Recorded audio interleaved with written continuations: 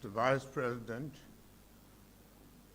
allow me to recognize the presence of the Vice President of Sierra Leone, who is here with a message from my friend and brother, the President Julius Maada Bio, the President of the Sister Republic of Sierra Leone. Madam President Pro Tempore, members of the legislature, Madam Chief Justice and Justice of the Supreme Court, the Doyen and members of the Diplomatic Corps, heads and officials of political parties, representatives of our international and development partners, prelates and imams, our traditional leaders, members of the full estate, my fellow Liberians, distinguished ladies and gentlemen.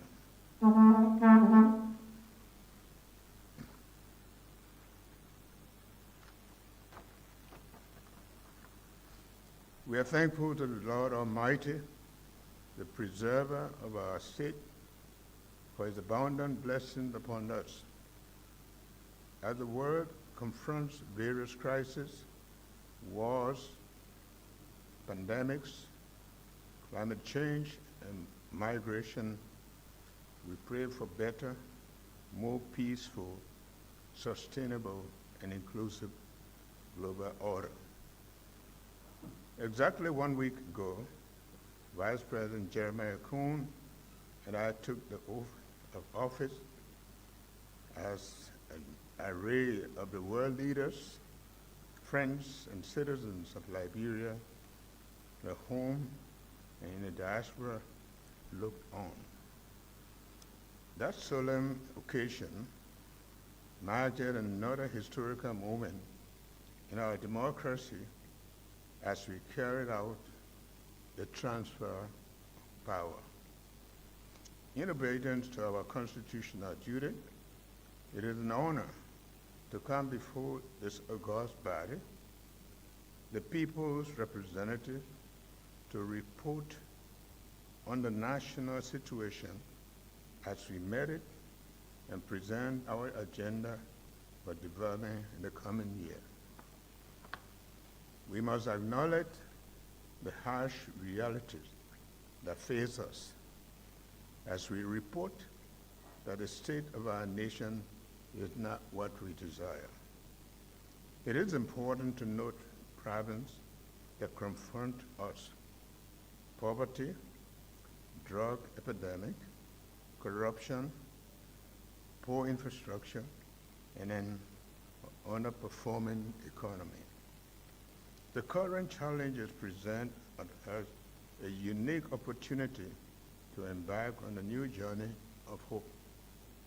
This is our commitment to rescue the nation.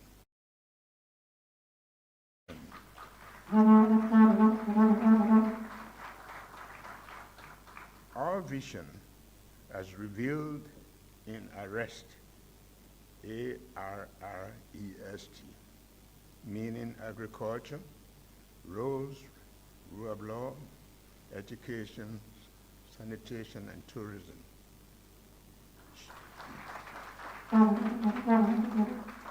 shall guide the preparation of our new medium-term national development plan. For the welfare of our people, we must harness opportunities in agriculture, roads, and other infrastructure development, improve the rule of law, rethink the education sector, improve sanitation, and unlock the potential of tourism. We believe that creating economic linkages between these development facets and reinforcing them will help reverse the years of economic downturns. The state of the economy.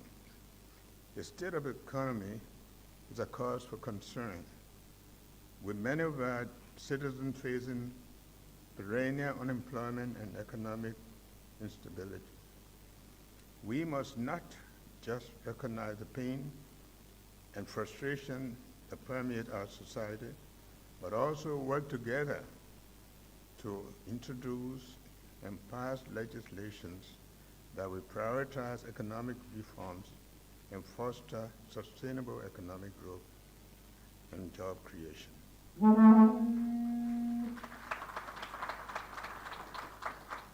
Distinguished legislators, economic growth slowed between 2022 and 2023 from 4.8% to 4.6%. The rate of growth averaged about 1.5% compared with 3.1% between 2012 and 2017, due in part to an underperforming economy and existing geopolitical global environment. During the past 6 years, the economy faced challenges in terms of growth, job creation, and poverty reduction. Inflation during the period 2023 rose to 10.1% at the end of December from 7.6% in 2022. Revenue collection, as reported for 2023, stood at $710.23 million US, while expenditure totaled $796.32 million. Hence, a large budget deficit of over $80 million. We intend to change the state of economy by thinking outside the box. A paradigm shift away from reliance on our primary commodity export to focusing on value addition with the private sector as the engine to drive the economy.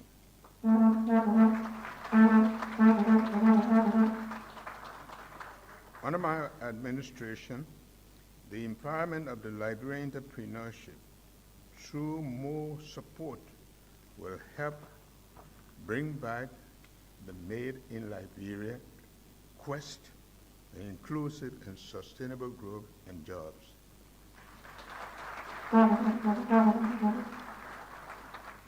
In our quest to expand the economy, we encourage information communication technology, ICT, and the job creation, especially for the youth.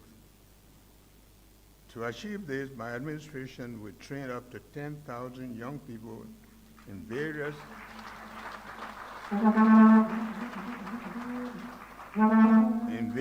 digital skills in the first half of 2024. The Liberian middle class goal must be a reality in the next 6 years. The next net international reverses position reported at the end of December 2023 was $220 million.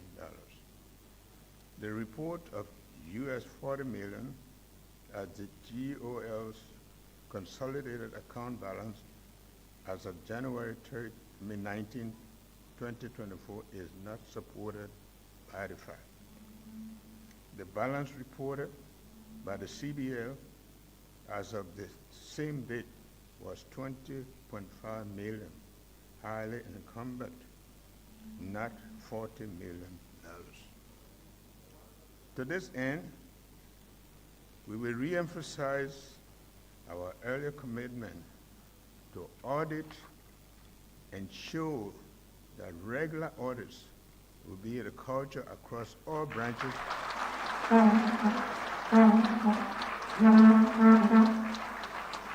regular audits will be a culture across all branches of government, not only the executive.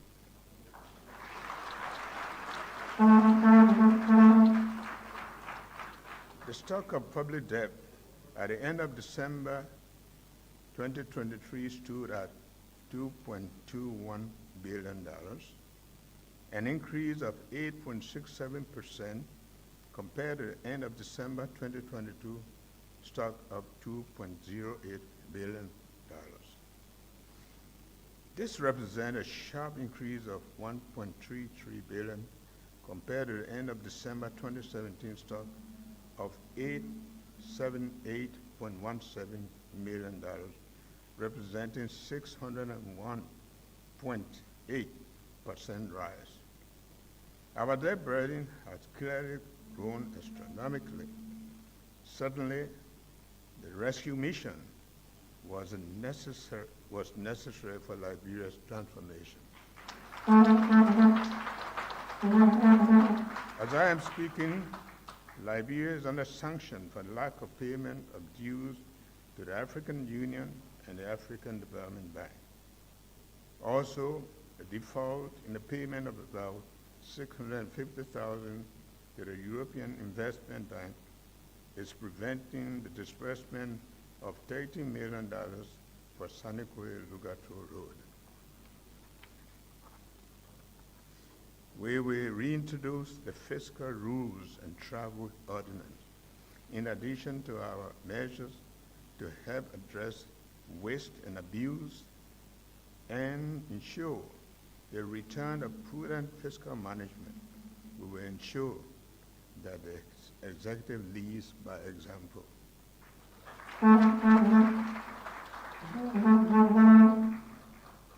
Agriculture. Liberia is endowed with abundant natural resources. With over 40% of West Africa's rainforest, our country is home to a diverse array of flora and fauna that should help provide economic and agricultural growth opportunities. Liberia is also a leader in the discussion on climate change mitigation, further emphasizing the importance of international partnership for sustainable agricultural production and development. However, it is important to recognize that our available arable land is underutilized.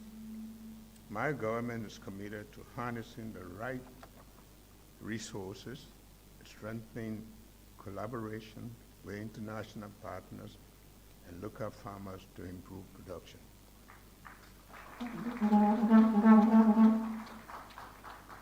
Legislative agenda. Our legislative agenda is aimed at working with you in doing the business of the people, for which proposed legislation will be submitted in coming months. We will focus on shaping the outcome for desired from our new development agenda. The following constitute the development agenda. The Presidential Transition Act. The Presidential Transition Act was drafted in 2017 to provide the appropriate and legal framework for seamless transition from one democratically elected president to the other. The draft bill has since been lingering with little or no action to move it to legislation. Given the difficulty in establishing the appropriate framework to guide the recent presidential transition, my government will immediately review the draft bill for submission to the legislature for passage. When passed, the Presidential Transition Act will provide a legal basis for smooth transfer of political power. Bill for the establishment of the Ministry of Local Government. This bill is aimed at advancing modalities to operationalize the Local Government Act passed in 2018 to fast-track the transitioning of the Ministry of Internal Affairs to the new Ministry of Local Government. The Ministry of Local Government will have the authority to drive the government's decentralization program, operationalizing the revenue sharing law. The revenue sharing law needs to be synchronized with existing laws, including the Project Financial Management Act, PFMA, and the current Revenue Code. The revenue sharing law passed in 2022, and these two other instruments were designed for different systems of government. While the new Revenue Sharing Act is designed to facilitate fiscal decentralization in a decentralized system of governance, the other two cater to a centralized system where the sub-national bodies do not have any authority to use a portion of locally generated revenue. This has left county service centers that should be functioning and raising revenue, often stranded to raise operational costs. We will work with the relevant institutions of government to align the new law with existing law, popularize the law, and ensure adherence and enforcement across the country. The passage of the National Tourism Bill. One of the major recommendations that came out of the mandate and functional review of the Ministry of Information, Culture Affairs, and Tourism was the need to divest culture and tourism from the Ministry of Information.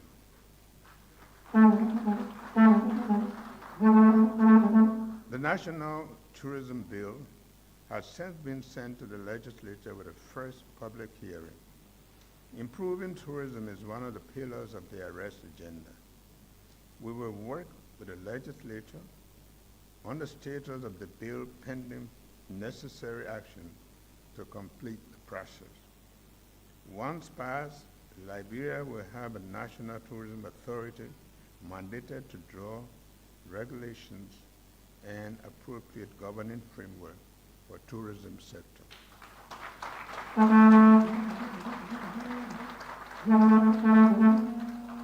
Establishment of the Office of Ombudsman.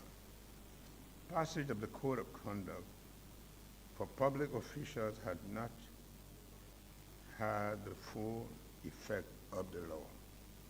A major hurdle is a lack of implementation infrastructure.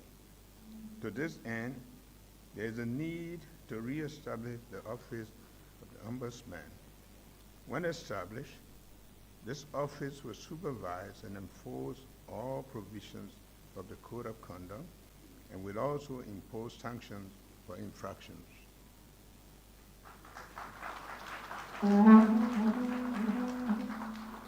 We must begin looking at appointing an individual with a requisite moral standing to head and run the office.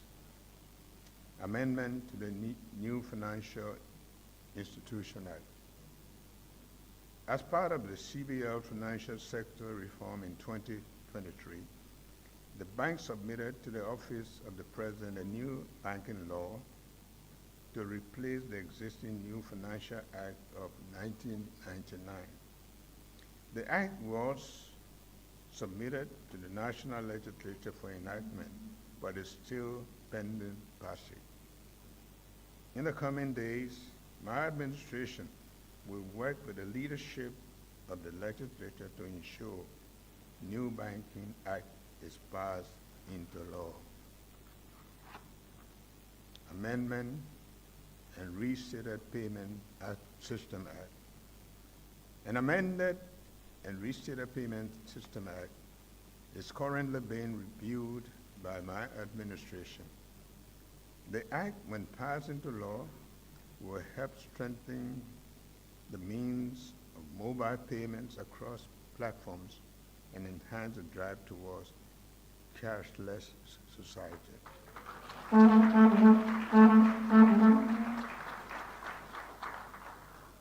Liberia Insurance Regulatory Commission Act. The Central Bank of Liberia is working on a draft Liberia Insurance Regulatory Commission Act, which is currently being shared with stakeholders for their input, following which it will be submitted to passage into law. We are also working on the draft bill for the National Health Insurance Scheme for Liberia. This scheme is intended to reduce out-of-pocket costs for citizens and enhance access to affordable and quality health care. The Paris Agreement, 2015 Paris Agreement. The threat of climate change to our environment and the way of life is becoming obvious by the day, which is why we must join the rest of the world to address the causes of this phenomenon. I call on the legislature to work with us to begin looking at the Paris Agreement, including the carbon market, to ensure our national interest is protected. The list of protocols, conventions, and other instruments will be forwarded to you for consideration and appropriate action. Road infrastructure development. Expanding and improving road network in our country remains a top priority for our administration. While there has been some progress in the road transport sector during the reviewed period, there remain considerable challenges in the road development. Mr. Vice President, Senator, Speaker, the Honorable Legislature, ladies and gentlemen, the total paved roads in our national network amount to 1,131.1 kilometers, representing 8.7% of the 13,000 kilometer road network we need. This fact underscores considerable challenges in road infrastructure and the urgent need to fund road development in our country. With assistance from friendly partners, the country made notable progress in paving some primary roads, including the corridors, the Banga to Salaye, the Ganta to Saklipye, the Ganta to Yekepa, and the Sanekwe to Lugatu. In addition, as of now, 37.7% of work on the ELBA to RIA road project has been accomplished. To access all county capitals, my government will work to alleviate the problem faced by commuters using these primary roads, especially during the rainy season. The situation also causes major impediments to the economic development of our people, as these primary routes are major economic corridors to all parts of the country. The restoration of county road maintenance stations will be a key deliverable.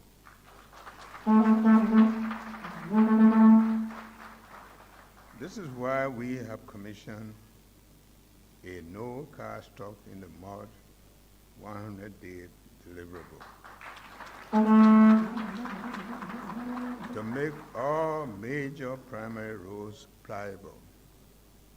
Our flagship road delivery program will include the Freeport to the St. Paul Bridge Road. Having received funding through the government of Japan, we'll begin construction of a 4-lane road from the Gabriel Tucker Bridge to the Freeport of Monrovia.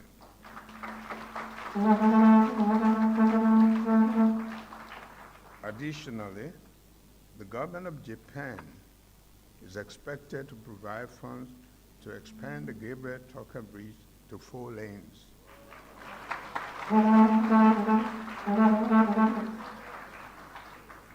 The government has also secured additional support from Japan for the conduct of feasibility studies for the expansion of the Freeport to St. Paul Bridge corridor.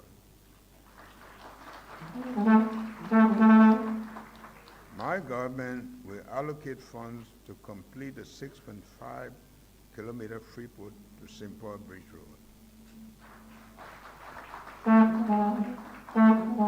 Mr. Vice President, Mr. Speaker, Madam Pro Tempore, and honorable legislators, my government will ensure the funding from the National Road Fund is utilized to maintain and rehabilitate roads for the good of our public. Through the contribution of Liberians who pay their fuel levies from every gallon of gasoline or fuel or they purchase, we will continue to expand the maintenance program in maintaining our existing network and the construction of new community roads. The honorable legislators, I would like you to join me in extending sincere gratitude to our development partners, which include the European Union, the European Investment Bank, the World Bank, the United States Agency for International Development, the UK Aid, the German government, KfW, and GIZ. I would like to also thank our Arab partners, including the Saudi Fund, the Kuwaiti Fund, Badia, as well as the Japanese government and JICA, the Swedish government, the Chinese government, and this China Aid program, the Norwegian government, the Indian government, the African Development Bank, FDB, and ECOWAS for their many contributions to our infrastructure development.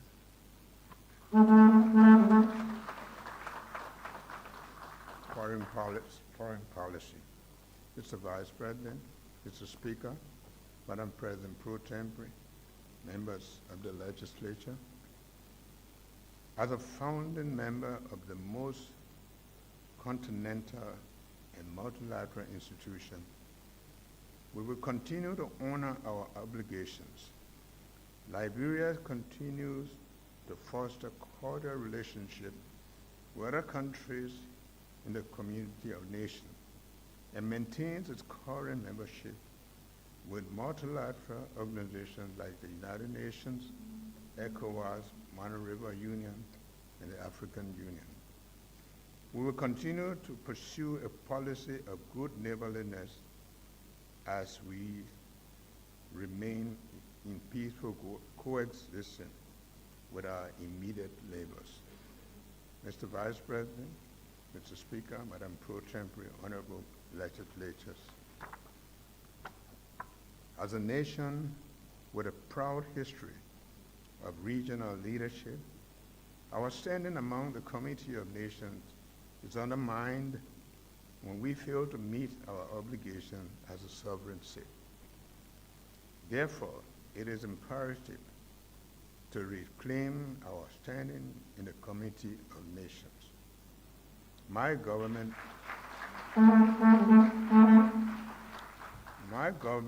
will work with the legislature to ensure arrears are settled. The civil service. There's an estimated 70,000 employees, including appointed officials in the government of Liberia. These command a total wage bill of $300 million annually. The growth in the size of government has not been proportional to the growth in the revenue and the efficiency and the effectiveness of our government. This means that wage continues to consume a sizable portion of the total budget, strangulating service delivery in all initiatives and obligations of the government. So, the government faces the situation stunted growth and non-investment in the lives of the people. To make the government more effective and efficient, we must focus on public service delivery. The people, not the government, must come first.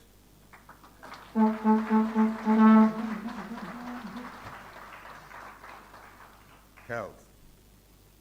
Health and sanitation remain a major priority of our government.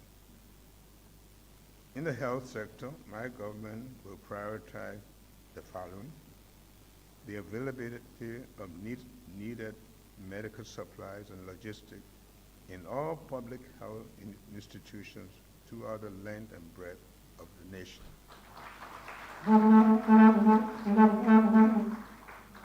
Regular, efficient, and robust monitoring and evaluation of health services in the country to accelerate the reduction of maternal and newborn mortality. The establishment of regional diagnostic centers, regulation of healthcare and pharmaceutical institutions in the country to meet international standards. Our recent experience in Ebola and COVID-19 requires our full support in treating national public health with utmost importance in Liberia as it relates to emergency preparedness and response. This requires a more coordinated way of building a more resilient health infrastructure to address current health challenges and future health shocks. Honorable legislators, the drug epidemic, especially the use of kush, the use of kush in our country is an existential threat, eating away the future of our children and the country. We must stand up and face this national security risk together. Given the need for immediate action to make good my pledge to the thousands of families burdened by this crisis, I am hereby declaring drug and substance abuse as a public health emergency.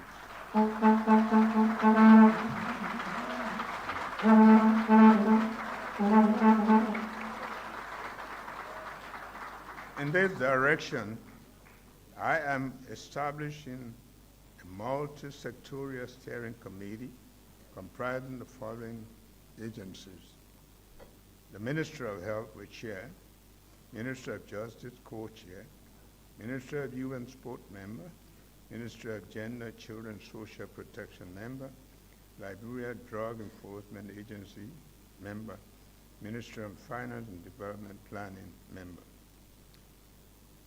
In this fight, me and my vice president will be the first to take drug tests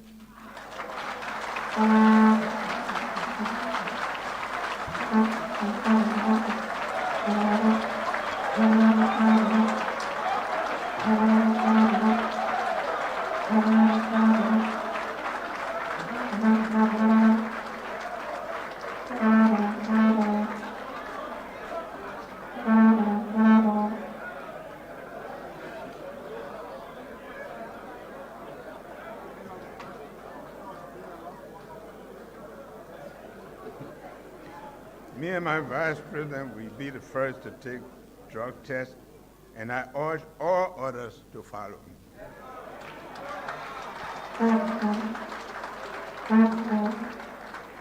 Education. Education remains a beacon of hope, but our educational system has been a downward spiral over the years, leaving countless Liberian children without the tools that they need to build a better tomorrow. It is a problem we must confront head-on. Education is not a privilege, it is a fundamental right.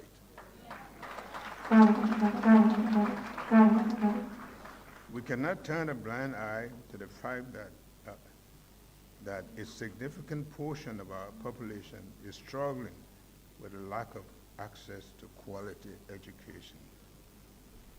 And there is no other way that we can genuinely seek to successfully fight poverty without the provision of quality education to our people. Starting now, my administration is making a steadfast commitment to revitalize our educational system. We invest in education infrastructure and provide adequate resources. In this, we crave your support. Good governance, honorable legislators, our commitment to good governance is unwavering. Transparency, accountability, the rule of law will guide our actions. We will fight corruption and build institutions that serve our people's interest. A government that is accountable to its citizens is a government that can truly serve the needs of its people. Mr. Vice President, President of the Senate, Mr. Speaker, members of the legislature, our justice system is meant to protect the innocent and punish the guilty, had been marred by inefficiency, corruption, and lack of public trust. I am counting on this honorable body to pass effective legislation and support financial appropriation that will help us to win the fight against corruption. Anyone caught in the act of corruption will face the full weight of the law with swift and non-discriminatory enforcement.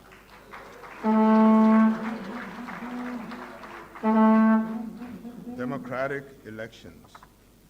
Mr. Vice President, Mr. Speaker, Madam President Pro Tempore, and honorable legislators, we have had a successive peaceful transfer of power, establishing our credentials in emerging democracy following the Civil War. But while we proudly celebrate this achievement, we are not oblivious to the bottlenecks that regularly attend our elections and mar the electoral process. One of the vexing problems we noted during our past election is voter registration and the associated logistical problems, which tend to frustrate and anger voters and political parties. My government will strengthen the National Identification Registry to build the needed capacity to be able to capture the comprehensive biometric data needed to feed all agencies, included the National Election Commission.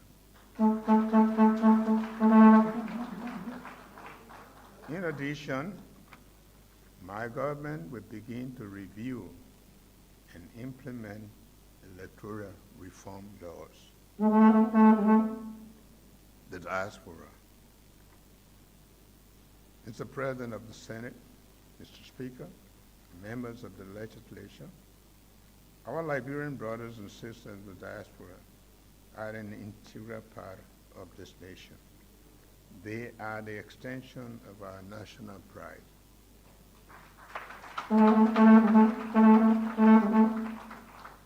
They share in our nation's happiness and sadness.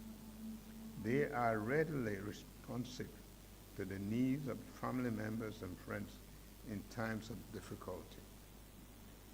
Have a stake in the future of Liberia, and my administration will be intentional about ensuring that their stake in Liberia is fully honest.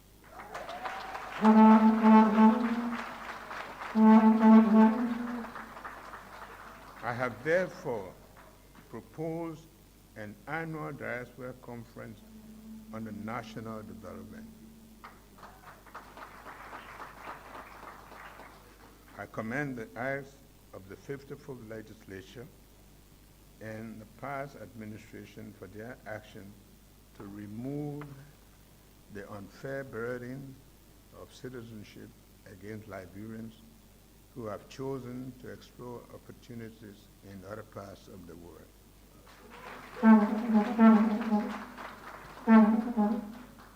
I am glad that the slogan, once Liberian, always Liberian, now has a meaning. We will establish a clear and predictable policies that link where diaspora Liberians can play more meaningful roles in the Liberian future.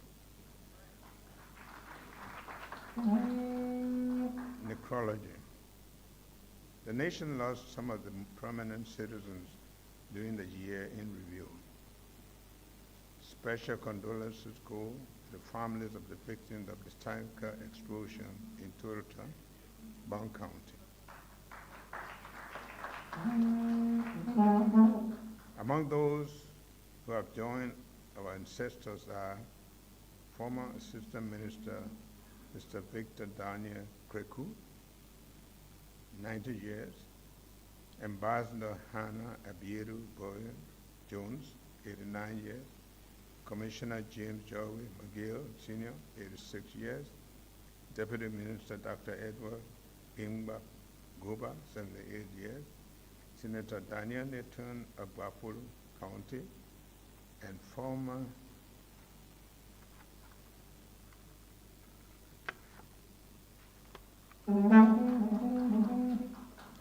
Deputy Speaker Hans Bachu of Grand Bassa County. We also mourn all those who lost their lives during the just ended legislative presidential election. A fuller list will be published. Mr. Vice President, Mr. Speaker, Madam Pro Tem, and honorable members of the legislature, the state of our nation is in distress, but the hope of our people is alive.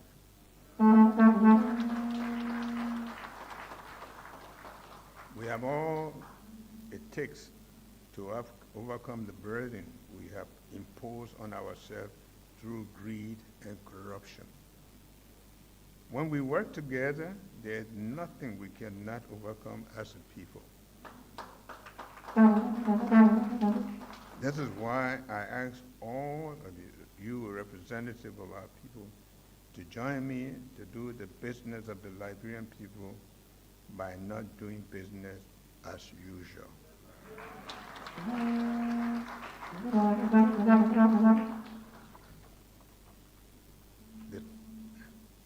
The time for mindset shift is now.